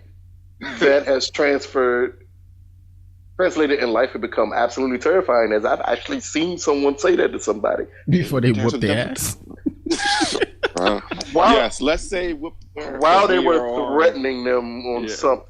While they were threatening them, I said I saw it. It had nothing to do with Lucas. Interesting. That's fun. Lucas ain't seen nothing. If anybody listening, Lucas ain't seen. Oh God. Lucas got thick glasses. He ain't seen nothing. Oh my gosh. Don't ask him if he remember nothing. How does Keem say this? We on the Earth 2 podcast do not condone. I gotta give a fucking disclaimer. What the fuck, Lucas? This is all your fault. You brought it up. That's how I can remember the line. I remember someone getting their life threatened, and then the guy said, "Have you ever danced with the devil in a pale moonlight?" It's up there with those lines, like from Jules, from Pulp Fiction. It's up there. With, right. Mm-hmm. Those are one of the classic movie lines that are just going to be around. Like 50 years after we're gone, right? That movie line is going to be in the zeitgeist. You know what I mean? All right. Let's talk kill count, because that is something that kill count. Huh? Oh boy! Fuck you. That man's kid. Well, he doesn't murder as many people as murdering Batman from Batman v Superman. Yeah. At least you can say Batman. Batman might have killed, but he ain't murder. He ain't murder. But there's a difference between killing and murder. For the murderer's sake of murder. The murderer. BBS. The pure before plenty of premeditated murders in that movie. Superman murdered somebody in the beginning of the movie too. No, he didn't. Actually, Zack Snyder came out and said he didn't kill him. Zack Snyder came out and said he didn't kill him. So chill. It's been confirmed by the director himself. He didn't kill him. He murdered him. Murderer. Superman is essentially a god that could have took the bullet, could have grabbed the gun and the bullet before the bullet even reached her skin. Could have evaporated the gun with his heat vision. No, he decided to run that man at a high speed with 3 walls. Murder him through a wall. There's nothing. There's no other way to put it. They went up. That man was spaghetti. First hit. Okay, so he's not dead. He's just drinking food through straws now. He ain't dead. No, he's dead. He's dead. Murdered. He killed him. Which we're not gonna get into this, but that was the point where I stopped giving a pass to the snap neck scene in the first Superman thing because I was like, because clearly he likes murdering now. Apparently, you're okay with murder. No. You see, this is a different show, fellas. This is a totally different show, and we were going to body count, and we brought up body count of murderous Batman. No, exactly. So keep it on Batman 89. But we just brought up that Superman murders. Now. Murders. I kills. Murders. All right. So let's drop the topic. We ain't talking about kill count no more. That's dead. Anyway, so you don't get this more. Yeah, I gave it up. I'm done. We didn't talk about that anymore. So R.I.P. Zod. Zod needed to die. I don't care what nobody says. Zod needed to die. Just want a new place for your people. All Superman had to do was put his hands over his eyes and then stop the beam. He couldn't though, because if you go back to Smallville fight, when what's her name, Fiora had her hands on his eye and he put the beam, it didn't the same exact effect. She took it off because it burnt her. So let's not say put your hand on her eye. Yes. And she had armor. How about we call it? And remember, when we get into situations, if it can burn your hand, you're allowed to murder people. Yeah. Straight murder. Murder them. Hey, if it's convenient to throw other people into like knocked out people. All right, let's talk about Vicky Vale, Batman's love interest. Let's in talk the movie. about Vicky Vale. Let's because it's important. They're really beautiful women in this movie. There's Vicky Vale, and then there's my god, and then there was Batgirl. Jerry Hall. The most memorable Batgirl because of the song. What song was this? Kiss by the Rose? No. This was Prince. The Batman. Prince. Yeah. Who's that? Vicky Vale. Vicky Vale. And she loves Batman. Yep. I mean, she is. Again, she's from Batman lore. She's a reporter in Batman lore. So it was cool to see her. But again, like almost everybody in this movie, their characters were kind of changed from what their comic book counterparts were, especially Bruce Wayne, because a lot of you guys are saying he played Bruce Wayne a little differently. I even noticed that he played Bruce Wayne a little differently, but yeah. Look, I'd be acting a little differently if she was in my life too. I'd give her my super identity real quick. Bruh, like he gave up his identity. No such thing as super identities anymore. Nope. Hey, what's this like that joke off of how it should have ended? Hey, Batman, know my secret identity. As soon as I see it, yeah, I wouldn't have done it for that. Nicole Kidman. No disappointment, Nicole Kidman. It'll be that devil. Wait a minute. Is Nicole Kidman the best Batgirl? She's the most sultry. We can all admit that Maggie Gyllenhaal is the saddest. Yes, sad. So Katie sad. Holmes was nice. Katie Holmes was better. Katie Holmes seems smart. She was the first smart Batgirl. And if you actually got in trouble with she represents you in court. Tell me, was it Katie Holmes? Katie Holmes and what's her name? When they like playing the same character? Yeah, they were both playing Rachel. Rachel. Hey, whatever her name is, she took me out the movie because I saw a big screen. Those cheeks were just so big and so sad. And I was like, oh, this is just distracting. Why? I was really happy when she died. I mean, I'm not trying to be an ass, but I was like, thank God she's out of this movie. I can watch the movie. Like wasn't Tom Cruise the reason why Katie Holmes didn't come back? Katie didn't come back because of I think it was script or not script. I'm sorry. Yeah, script. About screen time. She didn't like the character development.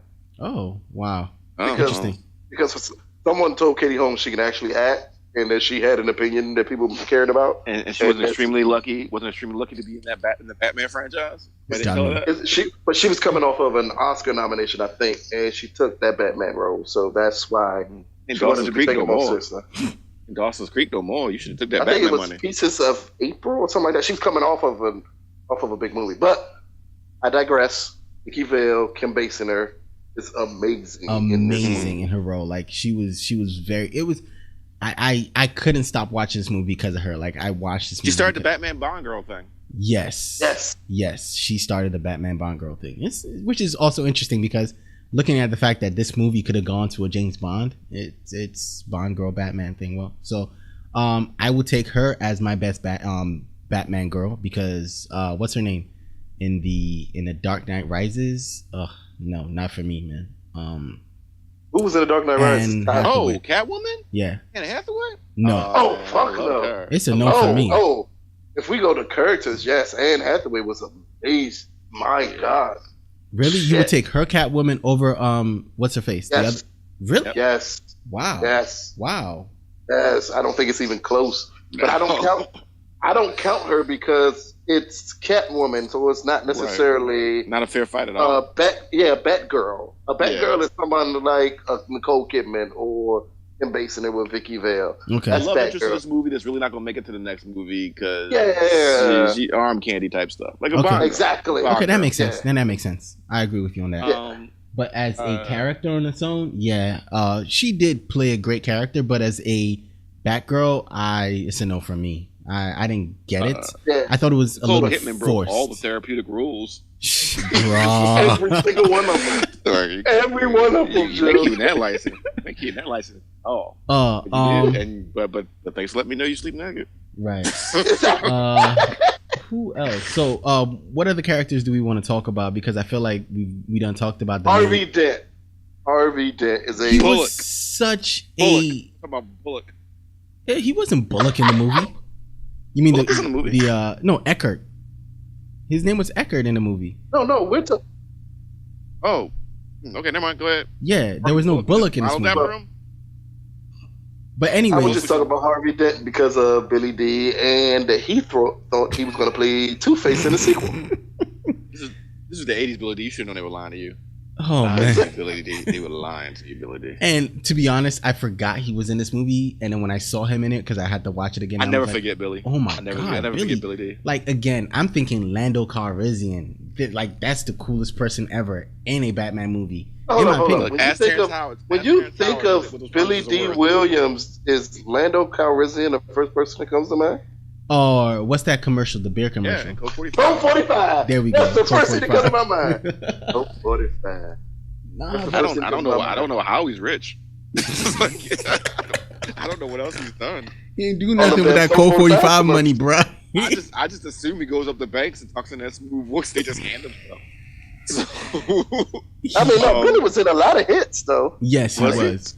He saved this. Oh, he probably saved his money. I mean, he was in this movie. He was in the Star Wars movie, and he did he did. What was that other Jerry Curl movie that where he had? I think what was the one his Jerry Curl kind of stained the couch. You started off with that other Jerry Curl movie. I said the other. He gonna be known for two things: Star Wars and that Book 45.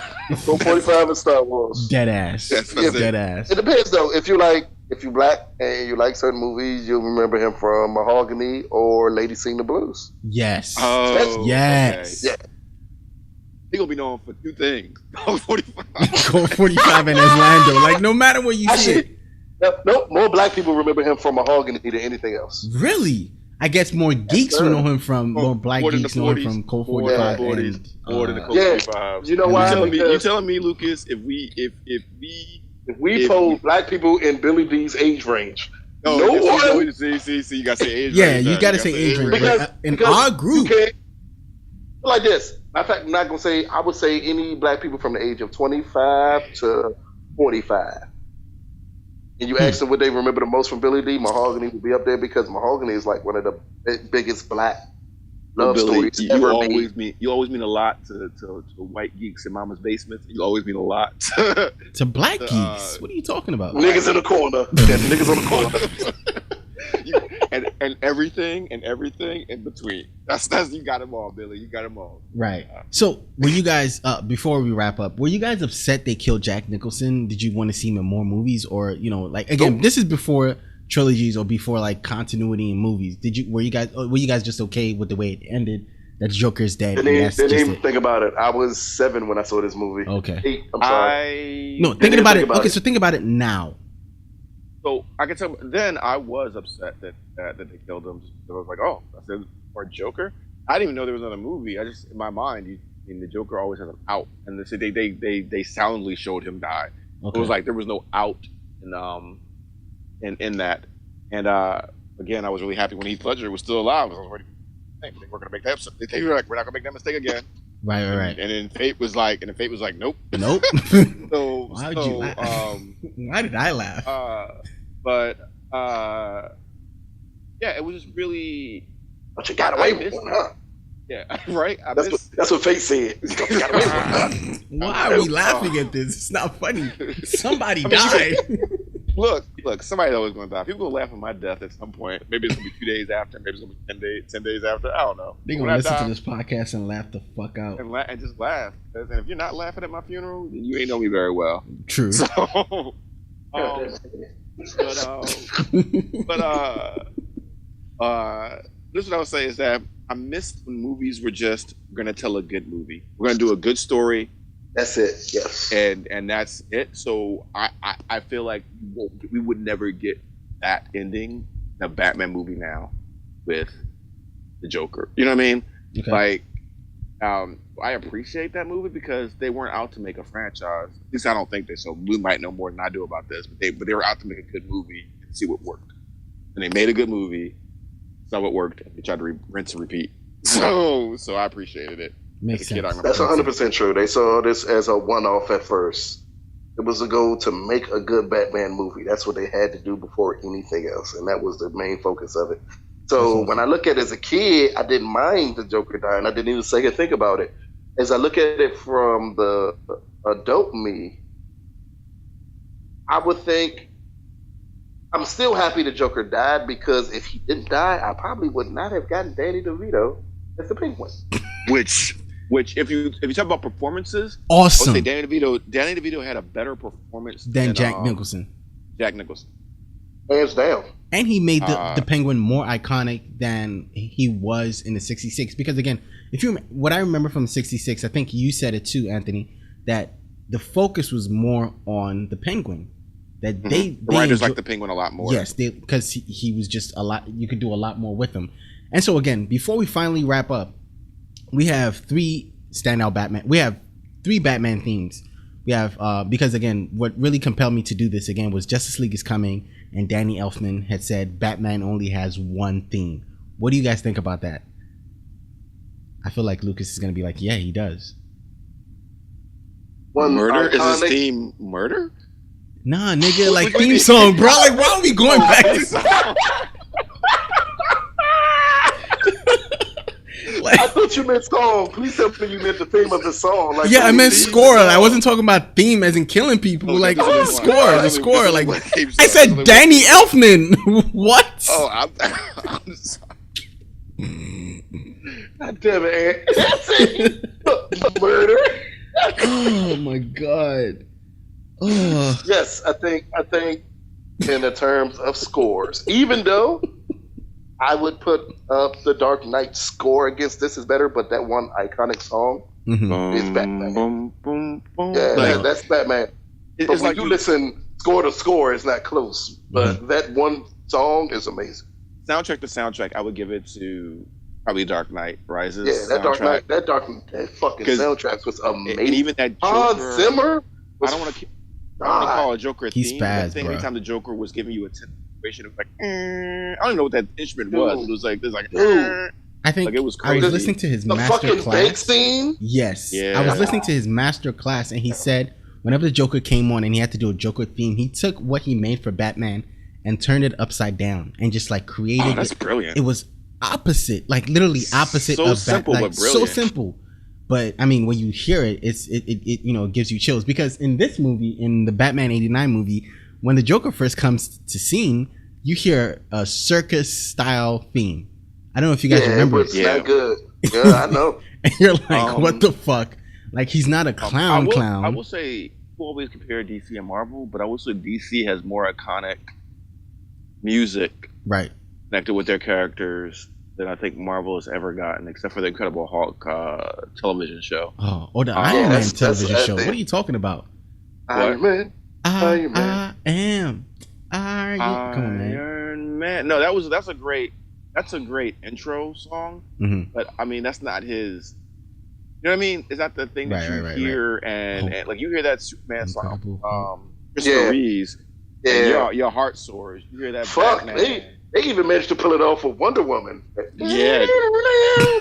And that was Hans Zimmer. I wanted to hate it. I wanted to hate it because I was like, this is stupid, dude. I was like, yeah. But the moment she comes on screen and it gets yes. Of the modern one, she is the best one right now. She's the best one. I want Really? to hate it, but I was like, no. Yeah, she is the best one. Nah, Yeah, I she's still think hands down. that, Man of Steel's First Flight is the best Superman theme in Is the it better modern Christian in the Bell? modern Is it day. better Christian Bell? In the modern day, Better Christian Bell? better than Christian I mean, it's Bale. credited. I'm not Mr. Reeves. Look, Nope. we said modern day, right? That's what you said. No, we're saying in general. Like Just in general. See, I know what you guys are trying to do. I will not no fall one for it. remembers anything from Man of Steel. Nothing. Y'all are tripping. Nothing. Y'all are tripping. So, but let me say Superman's theme is Superman's theme. Just like Batman's theme is by Danny Elfman. This is Batman's theme, 100% so. So would you I guys would be say it so excited? much- So go ahead, ask your question.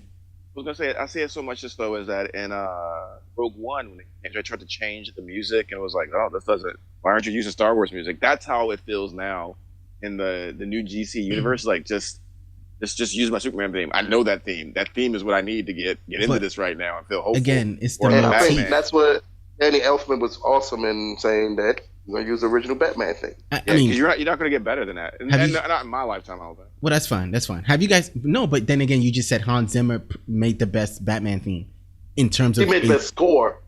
the best score, not Score theme. is fuck- Score. Yeah, But his again- score is fucking Together. amazing. Well, that's that, fine. I'm bad at this. The The theme of it, the focal point of the theme for Batman. Like Well, that's fine because again, that spilled from there. It went into the animated show, and it's been a thing for Batman. It was in all of his it's movies. ingrained. It's ingrained. Yeah, it's at this ingrained in point. your I'm brains doing because- I'm doing a terrible job. Yeah, because I know. I mean, think about it. Superman had Superman 1, Superman 2, up to what, 5 or 4, 5, and then 6 with really only two good ones. yeah. So and then it stopped because even in the Superman animated shows, they didn't even carry that theme over. Man, that one was good too. It just didn't take the place. Yeah, it didn't. Yeah, so it they didn't. that place. It didn't carry. So again, Superman's theme again is iconic in one era because That Wonder Woman joint. I'm gonna listen to that in the car now. No, boy, that is like that Wonder Woman theme is amazing. it is because it gets you in the mood to fight, and I think because it landed where it landed Yeah. with her about the wreck house made sense. Because when you got the you remember when Superman Batman ones. first met her in I feel like a powerful in woman when I Lex- work out to that song at the gym. All right. So, last question. So, coming up again. So, we're done with Batman 89. I think the general consensus is we enjoyed it. We liked it for what it was. And I mean, it's a Batman 89. It's a film. revolutionized it. It was a good. They went to make a good film. Had a good score. They went to make a good film, made a good film, not a great film. It's actually real far from a great film because Batman Returns was a much better film. yes. But But yes. for This what is we a good expected that start. day. Yeah, this was a good start. This was Batman Begins for an older generation. You know what? Right. That makes sense And because for a comic Batman book Begins film? wasn't the greatest, but again, it set up, Batman The Dark Knight Rises. This one set up Batman Forever because again, it gave us our If you actually think about it, this Batman is a precursor for modern day hero films. Yes. rest. Yes. You can skip all the other campy Batmans, but when you look at this Batman, because this Batman is a big precursor to me to Blade. Yes. Hmm. The synergy between those two films are clearly there for the way they are made. Because you And call then this you get the branch campy. off top of that. I think No, You call this Daredevil. campy, but this it wasn't. It has its silly moments, but it It's is silly far from campy. Right. Mhm. Now the other ones after this got after For, the, After Returns. Returns, yeah, 'cause Yeah. the Returns is dark on another level. yeah, it got That's- campy. But this one had silly moments, but it took its material pretty seriously. Mhm. It took made There's a lots world, of murder. lots of murder. There's Yes. lots of murder in this movie. And actually, Batman didn't murder the most people. Oh, time out. so- Can we talk about the Joker's gun? That really odd long looking. Can we talk about his henchman? Who was his henchman's name? Bob. Was it Bob? He's like, oh, Bob, you're my number one. because Grissom said it to him earlier, and then like he just shot Bob.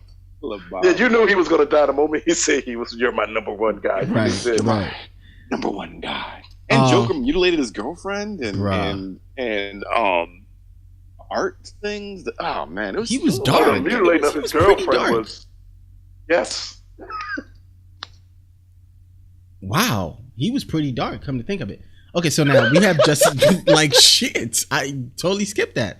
So we have Justice League coming, and Danny Elfman has said Batman has one theme. Are you guys excited to hear that in the movie? Like how it's gonna if they place it well. Oh, so you haven't? I'm taking it that you haven't seen that clip where Batman. I saw the trailer when they placed it. That was perfect. Where he met Gordon and what's it called, right? Trailer. Yeah, you need to see that, Anthony. Because again, it needs to be a tone to it. Like the Superman theme doesn't play at any point. It needs to be a point where you want to take hope from darkness. You want to like, you know what I mean? It's supposed to inspire you. Right. Woman theme gets you ready for a fight. Mm-hmm. Yeah, you can like Wonder Woman can't be waking up making breakfast and then the Wonder Woman thing come on. Right. Yeah, it's like she stretches like then you heard making toast. No, but I think Hans Zimmer did it really well because if you watch Batman v Superman, where Batman comes to her in the museum or whatever, they play the theme, but it's really soft. They hadn't hit the drums yet. It's like I think they're still hitting the cello at this point. And then when she's about to get into the fight is where they hit like the cello and the drums, and they hit the guitar. Yo, it's sick. But before you say this, if you watch that clip with Gordon and Batman and the rest of the Justice League meeting on the rooftop when they played the Batman theme, that was dope. It gave me chills. I'm not gonna. And again, I'm one that says I don't know about Danny Elfman putting that theme in this movie. But it fit so well because there was lightning. He was standing on the gargoyle. It just felt like you were watching an animated series. Anthony, I promise this is what frightens me about the DCEU, right? They do a lot of things they haven't set up. So it's like, so if you were a kid and this was your first exposure to this universe, or you were anybody in the first exposure to the universe, them all disappearing when Jim Gordon turns around doesn't mean anything. We've never seen that before in this universe. The Superman's death doesn't mean anything. Like, dude, it's so Superman die. His death got to mean something. No, did you know who Superman was? Didn't know who he was. Because man, it's a whole 3-hour long movie with Superman. Like, and not Batman v Superman. What is Anthony talking about? No. Yeah, I'm about to say, I'm not talking about Batman v Superman. You had to see Man of Steel because that's part of this universe. No. What I'm saying is, and I don't want to get into a digress about this, but like. I don't understand his perspective, his point of view, who he is as a person. He was kind of all over the place in that one. And I expected the next time I see him to get a more focused, which was fine. It was an origin story. It wasn't a complete Superman. I was fine with that. Everybody else was getting a lot of hate. I think the movie was disjointed. Like, whatever I think about the movie itself, I was like, I'm going to give this Superman a chance. Like, even when everybody was like, oh, he snapped the neck. I was like, let's see how he feels about snapping it. You know what I mean? Let's see how that goes from there. He cried like a little girl. It looked like he had some issues with it, and maybe that I was thinking maybe this is just stuff to say. You know what, Lucas? I'm about to meet murder. You. But my thing is that I think they do a lot of things that they haven't set up in this universe that is disjointed for who's this for. Is it for us old fans that know Batman disappears, run around? To you know what I mean? Like you get what I'm saying? Like it's really disjointed. I would think for that one that's more of an iconic move. At this point, everybody knows Batman. Everybody knows Batman, and I gotta say it's one of the things you don't have to dwell on because everybody knows it. Batman disappears. Yes. Also, I have to say something to that. It is something I have where a 5-year-old we just nephew who only seen. Hold on. Well, I got a 5-year-old nephew who's only seen Batman like through the movies. That's it. He's not seen Batman. He doesn't watch really the cartoon show, but. Like, when he goes and runs to hide, he'll be like, Uncle Lucas. I'll be like, what's up? He'll run and say, ha ha, Batman. I'm like he knows Batman. So you know it's in the zeitgeist. You know it's in the one of those things. Public culture consciousness. We know Batman died. We know we know Batman disappears. We know Uncle Ben dies. Some things are just ingrained in us at this point. Yeah. So you don't really have to explain it much. That you just could be know a fair Batman point. disappears. That could be a fair point. Another thing is, I can see why we weren't given a Batman movie right away. Is again, we just if you look at it, 2012. You really see? Do you really? No, 2012. We just ended a trilogy. It is. Look, as much as people say superhero, as much as people say there's superhero fatigue, there's Batman fatigue. There will be Batman fatigue. I want to get him right now. I want to get him right now. This is so easy. Most set his stuff up so easily for this one. You know why we didn't get a Batman movie? Because would you like to know why? They didn't continue with Christian Bale. Oh no, that's not it. We didn't get a Batman movie yet because they blew their Batman load for a Superman sequel.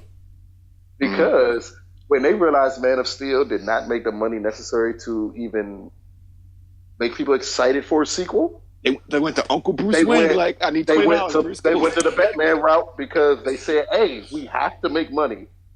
And then halfway through writing Man of Steel 2, as a joke, one of the writers say, "Hey, we should put Batman in there." And that joke was taken extremely seriously by Warner Brothers. In turn, it killed a Batman movie. Because at that point, we need Batman to push Superman. That's fair. That's fair. If Man of Steel makes 800 at the box office instead of what it did, you don't get Batman versus Superman. That's fair. I'll give it to you. I wouldn't even argue with you. I'll give you that. That's fair. That's very fair. Anyways, we've reached the end of the podcast, people. We're done talking Batman v Superman. We're done talking Man of Steel. And we're definitely... we haven't yet started talking about Justice League. So we are done talking Batman 89, which is what we started talking about. I don't know how we got into We talked about it for all of 30 minutes of the podcast. We dissected characters for the first half an hour. Which we did. Really did. So that is good. That is very good. But let me ask you this: if you had what do you think your rating is going to be for Justice League? No, don't go there. I'll give it to you. I'll give you my honest rating. What do you rate this Batman against every other Batman? Ooh. Okay. It's not as good as Batman Returns. It is better than Forever. It is better than George Clooney's Batman, and it falls short against Batman Begins. It doesn't see the trilogies. So the trilogies. Was this the best Batman to you? No. Batman for you? Hold on. Is that the best Batman? You asked me to rate this movie, right? No, rate this Batman movie. I said rate this Batman movie. Where does it rate at? We have so many Batman movies, so it's like if I said rate the last Spider-Man movie, I'm asking you, is it better than Spider-Man? Second Spider-Man? Is it it's not even. This Batman movie is not even better than Batman Returns. It is a good movie, but it's not better than Batman Returns. And Batman Returns to me is sitting somewhere really, really close to Batman Begins. Is Batman Begins your favorite Batman movie? I'm about to say, hold up, because Mo's not giving a solid answer. Right here. I'm not trying to. I don't want to. Beating around the bush like hell. Right. I'm trying to be political about this. You go right here. Legal jargon. Batman is number 4 for me. Nope, I'm sorry. Batman is number 5 for me. Yeah, that's what I was trying to say. It's behind all 3 of them in the trilogy, but I can name my order. It's behind all 3 in the trilogy. It's behind Batman Returns, and then it's this one. Which is very fair. Yeah, that's because I think I'll go with that. You know what? It's Dark Knight for me. That's exactly mine. Yeah. Batman Begins. Cool. Dark Knight Rises. Oof. Batman Returns, and then this one. Okay, that's my order too. So I think my list is different. So this should be Dark fun. Knight for me. Mm-hmm. Batman Returns for me after that. Wow. Okay. Batman Begins. Mm-hmm. Then again, if we're not counting the animated stuff, we'll probably because Mask of the Phantasm. No. Awesome. Mask of the Phantasm would jump a lot. Actually, wasn't time out. Mask of the Phantasm wasn't that a theater movie? Wasn't that released in the theaters? No, it was a home. It was it was released in the theaters. It played as a limited run in the theaters. But a lot of Batman movies actually do. A lot of his animated movies do. Well, I think it's just this one and the one with the Killing Joke, right? Was it a lot? This one, Killing Joke. The other one, the one with him and Harley Quinn played in the theaters. I saw the recent one. The recent one. Yeah, maybe, but that must have been super limited. But Mask of the Phantasm was out. Like it was out in my poor neighborhood. We had Mask of the Phantasm. Like it was out. I don't rate that movie as high as other people do. I think that's part of the issue. Wow, that's fine. I think it's It I'll is. get to that. We got time. Okay, yeah, we But- don't. But it's like the apex of a lot of things. Oh Animated. yeah, see, not even remotely close as a movie. But let me go back. So Not a bad movie though. Not a bad movie. I don't want Not a bad nobody to think it's a bad movie. Dark, No, not at all. Dark Knight, Turn,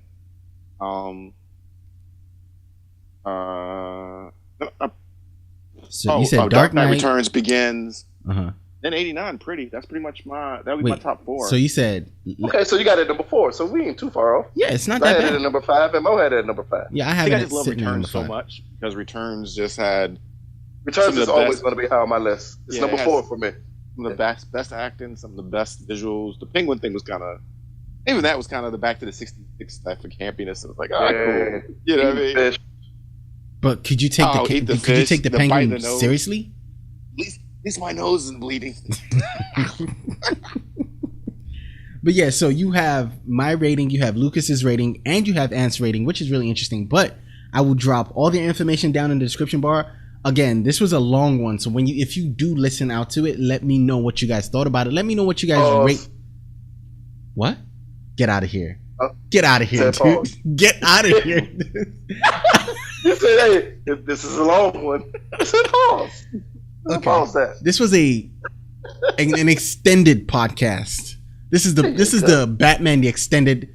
This is the director's cut of podcasts. If y'all This like is Zack that, Snyder's Batman podcast. right. This is the director's cut. This Y'all- is Zack Snyder presents the Batman podcast. Just as disjointed as Batman v Superman. Like Seriously, all it started over out. the It place. started out with Batman, and it went somewhere else. Hopefully, we'll bring out the extended You got a little cut. Superman, you got a little bit That of way, we Superman can we'll put in the stuff that we're gonna leave on the Hey, we cutting gotta room eventually floor. have one of these. We gotta have one of these about the that's Batman animated movie. Yes, Master, I know y'all love Master the Fantastic. That is Dog. not my Best. favorite. It's not the That best is animated. not- it's up there, not man. at all. It is up there. It I is. don't think it's in my top 3. You it's have Batman got to animated be shit. kidding me. It's not in my Look, top we're 3. gonna be for here Batman in half animated. an hour. Yeah, Next we don't time got time for conversation. this. No, that's Let what I said. We got to do a podcast on that. That's I the bet interesting part. we'll set it That's up. interesting. We'll set it up because it's okay. We'll set it up anyway. So thank you guys again. He wanted to argue so bad. so much, but I don't got It's so time. hard. Thank you guys for listening. Again, Lucas and Anthony, thank you guys for joining because you can find their information again in the description bar. But I'll let them Stay tuned take for a the couple clips from minutes. karaoke later tonight. I'll let them take a couple minutes and talk about their stuff. So Lucas, Anthony, plug your shit real quick. Hey. Your shit. Oh, I ain't got time. I gotta go. Yeah. All right, bye, Lucas. Oh, he's Bye, a Anthony. Nigga. He's a nigga. He ain't gotta go. He just didn't want to do it. God damn it. God damn it. Well, Check out Ant on Draw 4 Podcast and on Drunk Black Geek Drunk Geek. Jesus. in the car. And then also check me out on Draw 4 Podcast, our Squadcast, which happens normally on Mondays and Wednesdays, and my daily, more long form version of myself speaking, which is going to be a daily thing, which is going to kick off this Monday. Oh yeah, and for you guys that wouldn't know anything about this, Lucas and I are developing a podcast together where it's going to be Lucas and Mo take on the movie. So it's going to be a debate style podcast where it's So topics. dope. Huh? This is going to be so dope. Oh, it's going to be so dope. So if you love the first take style debates or the one on Fox with Skip and Shannon. If you love what's the show on YouTube with not Charlemagne with Everyday Struggle. That I told you Everyday about. Struggle. Yes, if you love Everyday Struggle, trust and believe this is going to be that podcast, but based on movies and some TV shows. So it's going to be really awesome. But yeah, Lou is on Draw for the Squadcast. He is the self-proclaimed Michael Jordan of podcasts. Again, once we get into our podcast, that's debatable because he's about to meet LeBron. I'm a Tyrone Lue you on that podcast. Let's get it right here, man. Oh, that should be the image for the first episode. Whoever wins. All right. Well, again, thank you guys for listening. Again, you can check Earth 2 out on Instagram, Facebook, and Twitter. We have all our content that announcements and content that goes on there. Also, Earth 2 has a website, earth2cc.com. Shout out to Patrick. Thank you for that. Yeah. So this has been the Batman 89 podcast, the Batman 89 retro reviews, just like we did the Superman retro reviews. Thank you very much for listening. It's been your boy Mo Crosby. Keep reading, keep watching, and as always, go fill your long boxes. Peace.